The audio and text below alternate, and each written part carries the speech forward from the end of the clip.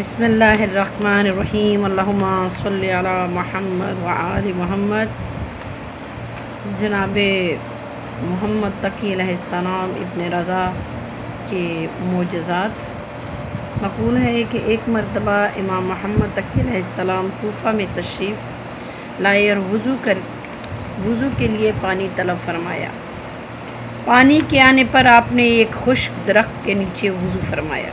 ادھر حضور کے دست انور کے بوسے لے کر پانی جو درخت کی جڑوں پر گرا تو فوراً درخت میں تازگی آ گئی اور سرسبز ہو کر باآور ہو گیا۔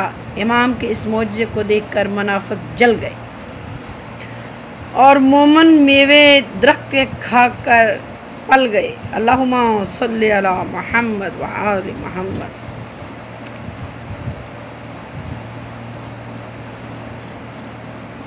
نور البصار کتاب کا نام، صفحہ نمبر 147۔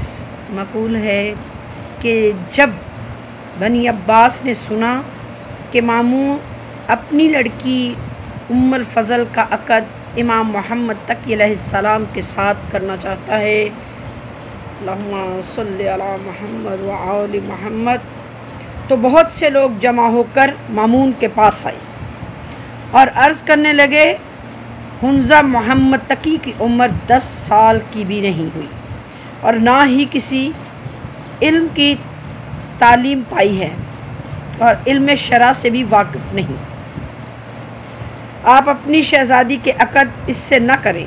مامون نے کہا یہ خاندان نبوت اور رسالت سے ہے، کائنات کا ہر علم ان کے سینے میں معجزن ہے، حقیقت میں یہی کائنات کے والی وارث ہیں۔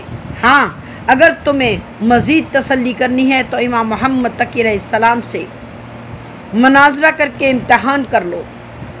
المحاصل لوگوں نے اس زمانہ کے سب سے بڑے عالم یحییٰ بن اقسم کو امام کے ساتھ مناظرہ کے لیے تجویز کیا اور ایک معینہ دن کو سب اراکین سلطان سلطنت، اعیان دولت، علماء و فضائل دربار شاہی میں جمع ہوئے اور حضرت کو اس دربار میں صدر مقام پر مامون نے جگہ دی۔ یحییٰ بن اقسم آپ کے سامنے آ کر بیٹھا اور مامون نے عرض کی اگر حکم و اجازت ہو تو اس صاحبزادے سے کوئی مسئلہ دریافت کرو۔ مامون نے کہا شوق سے دریافت کرو، جو جی چاہے کرو۔ یحییٰ نے کہا اس مسئلے میں آپ کیا فرماتے ہیں کہ کس شخص نے حالت احرام میں شکار کیا ہے، اس کا کفارہ شرعی انوار میں کیا ہے؟ حضرت نے فرمایا اے یحییٰ تیرا سوال مجمل ہے، یہ تو بتا کہ اس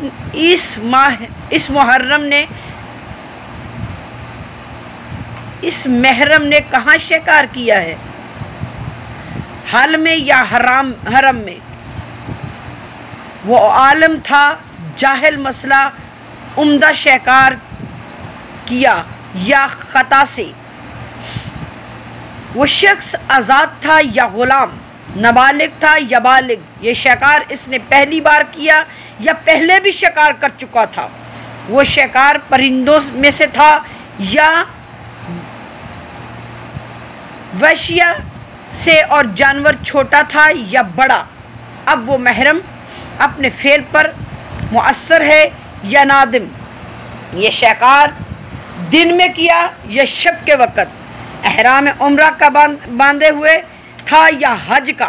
یہ سن کر یحییٰ بن اقسم شرمندہ ہو گیا اور اس کے چہرے کا رنگ زرد پڑ گیا، زبان میں لکنت پڑ گئی۔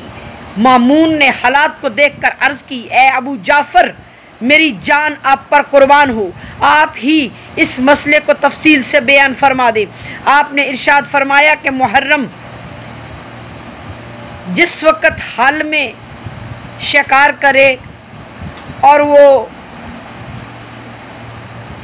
سید طیور میں سے ہو اور بڑا بھی ہو تو اس کا کفارہ ایک بکری ہے، اور اگر اسی قسم کا شکار حرم میں کیا ہو تو کفارہ 2 بکریاں ہیں۔ اگر طیور میں سے کسی بچے کا قتل کیا ہو تو اس کے عوض میں ایک زمبہ کا بچہ جو اپنی ماں کا دودھ چھوڑ چکا ہو کفارہ دے گا، اور اگر حرم میں اسے مار ڈالا تو ایک زمبہ اس بچے کی قیمت کے جسے مار ڈالا کفارہ دے گا، اور اگر سید و ویش میں سے ہو تو اس کی کئی صورتیں ہیں۔ اگر وہ جانور حرام وحشی ہے تو ایک گائے، اگر شتر مرغ ہے تو ایک اونٹ کا کفارہ دے گا، اور اگر ہرن ہے تو ایک بکری اس کے عوض میں دے گا، اور یہ کفارہ جانوروں وحشی کے عوض میں ہے۔ شکار کیا ہوا اگر حرام شکار کیا ہو تو یہی کفارہ 2 چند ہو جائیں گے۔ اگر حرام عمرہ کا تھا تو کفارہ خانہ کعبہ تک پہنچنا ہوگا۔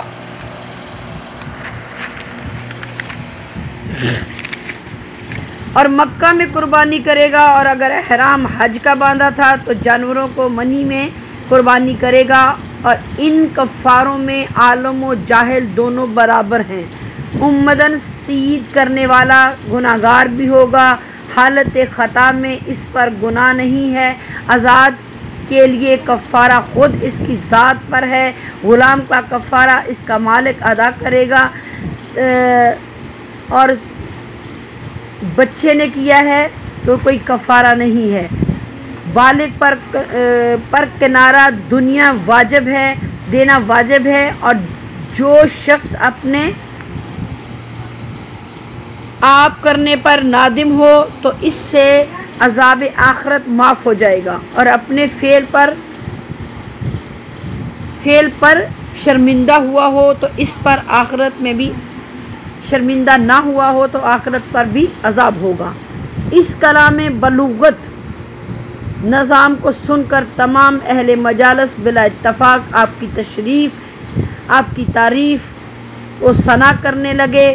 اس کے بعد امام نے فرمایا، یا ایک مسئلہ میں بھی دریافت کرنا چاہتا ہوں کہ ایک مرد نے ایک عورت پر صبح کے وقت نظر ڈالی تو وہ اس پر حرام تھی، دن چڑھنے کے بعد حلال ہو گئی، ظہر کے وقت وہی عورت حرام ہو گئی، عصر کے وقت حلال ہو گئی، پھر مغرب کے وقت حرام ہو گئی، اور عشاء کے وقت وہی عورت اس پر حلال ہو گئی، آدھی رات کو حرام ہو گئی، صبح کے وقت وہی عورت حلال ہو گئی، بتا وہ عورت کون تھی؟ یا نے کہا، خدا کی قسم میں اس کا جواب نہیں دے سکتا، آپ ہی جواب سے مطلع فرمائیں، سرفراز فرمائیے۔